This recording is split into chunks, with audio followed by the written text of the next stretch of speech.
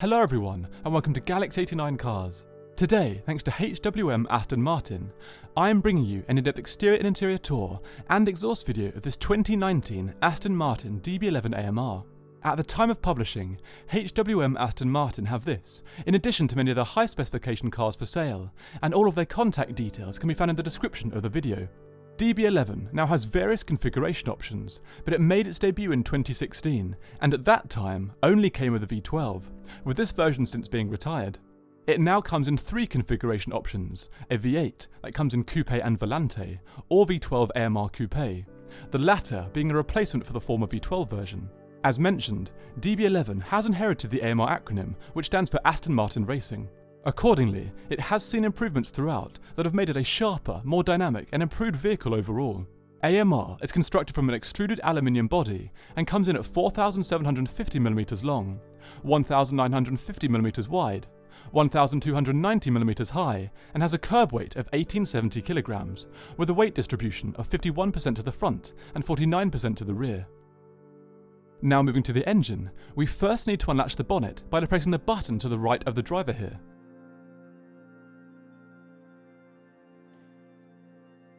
Then moving around to the front, the full clamshell bonnet can be lifted up and self-supported on two struts below. The underside of the bonnet comes with a lot of heat shielding that can also be made from gold thanks to the under bonnet pack. AMR is powered by an enhanced version of the engine found in the original car, a front mid-mounted twin-turbo 5.2-litre V12 that produces 630 brake horsepower and 700 Nm of torque. That's an increase of 30 brake horsepower over the previous V12 and the same torque. This output results in a 0 to 62 mph or 100 km/h time of 3.7 seconds and a top speed of 208 mph. This is a decrease of 0.2 seconds to 62 and an increase of 8 mph in top speed.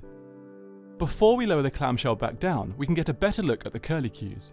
These help to reduce pressure and unwanted lift inside the front wheel arches, therefore improving stability. Once finished in the front, the clamshell can be brought down and secured.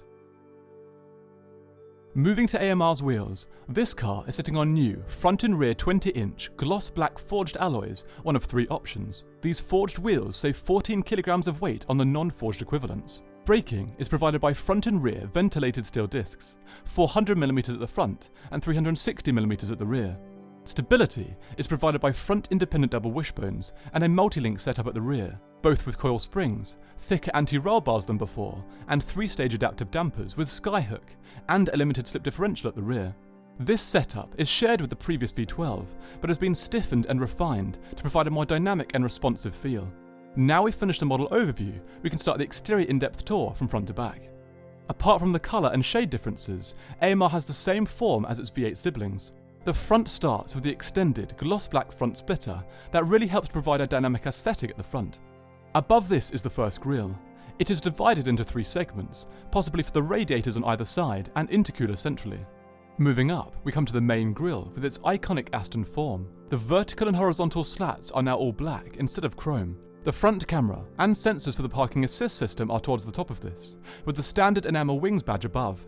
On either side of this are the angular front light complexes that come with an equally angular LED daytime running light and LED main beams centrally. The feathered front and rear cowl has been darkened in AMR. The clamshell behind still has its slight overhang at the front, and long, defining lines either side of the wings badge and on the arches. Centrally we find two air vents that help the large engine to stay cool, and out from these, further vents that serve the same purpose. These come with blades that are finished here in black, but can also come in bright and carbon finishes.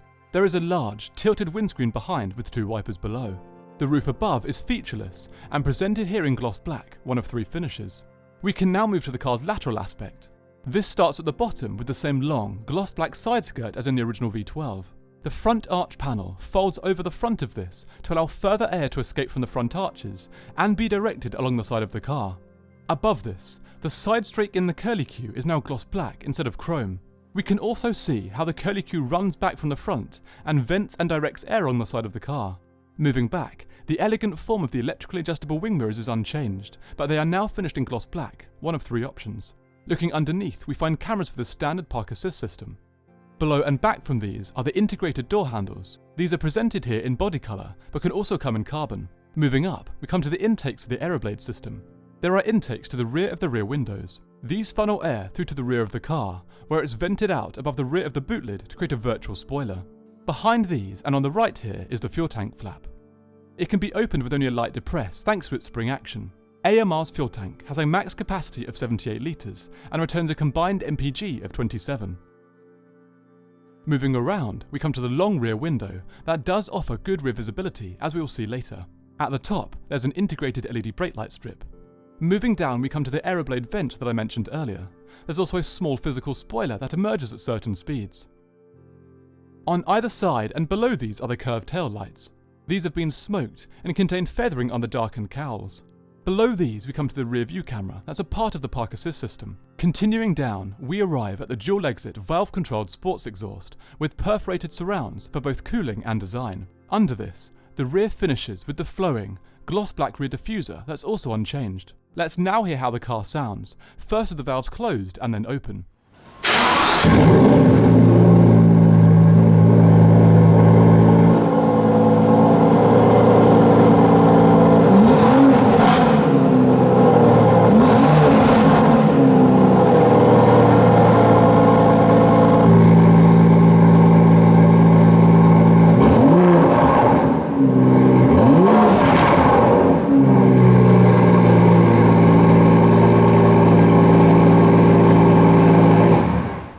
Aston Martin no longer use their glass emotional control unit and instead use this new key design. It has controls for lock, unlock and to open the boot.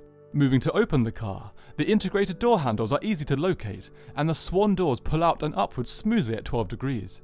There are a vast array of options available for the interior, but this car comes upholstered in dark night leather with spicy red contrast stitching, carbon inlays and a dark finish component pack. We can now start the in-depth interior tour with the doors. To keep weight down, the door structures are cast from lightweight magnesium. To improve sound insulation, DB11 comes with double glazing. Below the windows, the door starts with these black leather upholstered, curved sections that flatten out as we move along. Moving down, the main panel of the door is finished in the optional twill carbon and surrounded by leather, one of 5 options. Above the armrest, we find the integrated door handle, first speaker from the optional premium audio system, and door release. The bottom of the curved contrast stitch takes us to the armrest and the controls for the boot lid, windows and mirrors. The door ends below with this long, slim open storage area.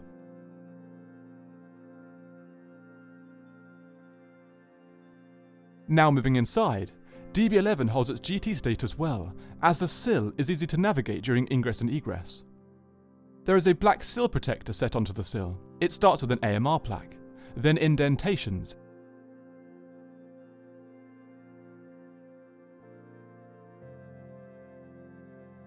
and moving up, the bonnet release, parking brake, exterior light controls, and first manually adjustable air vent. Moving left, we come to the standard GT steering wheel. A squared-off sports wheel can also be selected, and finished in a variety of options. It starts at the top with a separate piece of leather. Moving down, there are grips built into the 9 and 3 positions. On the left, we find controls for volume, the adaptive dampers, voice commands, and to hang up calls. Aston Martin wings centrally, and controls for the driving modes, the instrument cluster, and to accept calls to the right. As Aston no longer use their ECU glass key, DB11 can be started simply by depressing the button in the central column.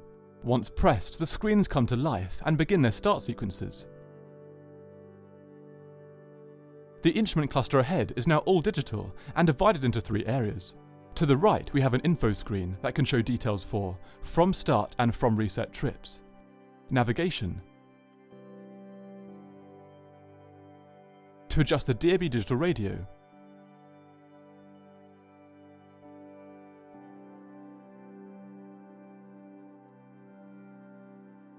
media via devices, telephone, service for the service schedule and general settings.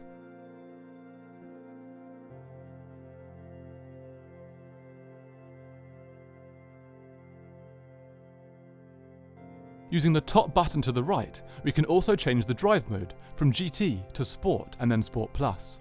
Damping controls can be adjusted independently to the left. Moving up, the instrument hood is quite an angular component. The dash behind comes with 3 further speakers and venting. Moving down, we come to the 8-inch infotainment display. This system was born at Mercedes-Benz, but is presented here with a new Aston Martin UI. It starts with a navigation screen, where the map can be manually adjusted, and destinations can be entered and live traffic viewed. After this, we move to the FM and DAB digital radio, where stations can be easily navigated through and searched for. Media comes after, for CDs and media through USB and Bluetooth connections. Then telephone, for calls and messages via Bluetooth telephony. After this, we come to the extensive vehicle screen.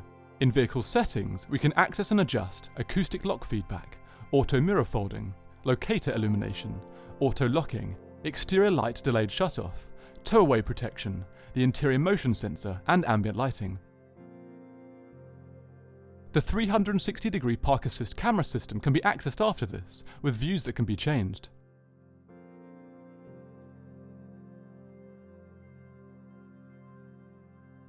Time comes after, to make adjustments to time and date. Moving down on this screen, we come to System Settings for configuration options such as language and display. The final two menus here are for time and to turn the display off. Moving away from the screen, we come to the distinctive Aston waterfall central column that starts with these dual, manually adjustable vents, surrounded by the dark finished inlays. Under these are the drive mode buttons for the 8-speed automatic gearbox, park, reverse, engine on-off, neutral and drive. Controls for the ventilation system are below. Passenger zone temperature, front demist and passenger air direction, fan speed, front demist and driver air direction, and driver zone temperature. Below these physical controls are touch controls with haptic feedback for passenger seat heating and ventilation, auto AC, max front demist, menu, rear demist, AC and recirculation, driver seat ventilation and heating.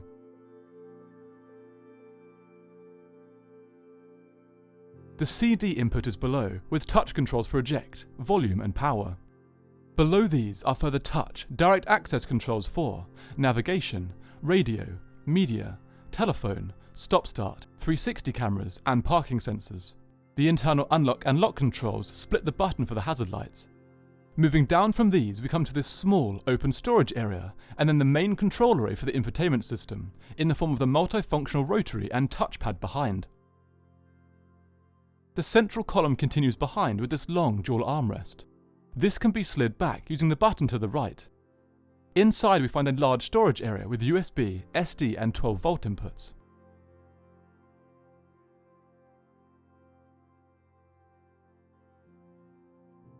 Once finished here, the lid can be moved back into position by using the same button as before. On either side of the central column are the seats. These have had the central AMR lime stripe removed and come with headrest embossing instead of contrast embroidery.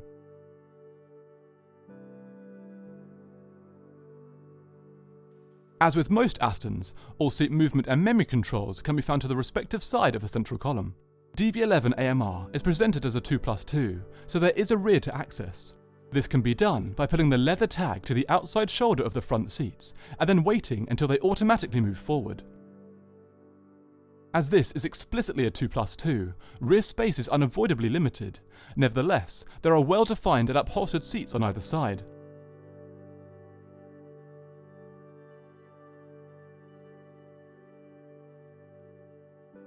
The seatbelts project from the centre, and below this we also find a speaker. Above, there is a single LED rear interior light.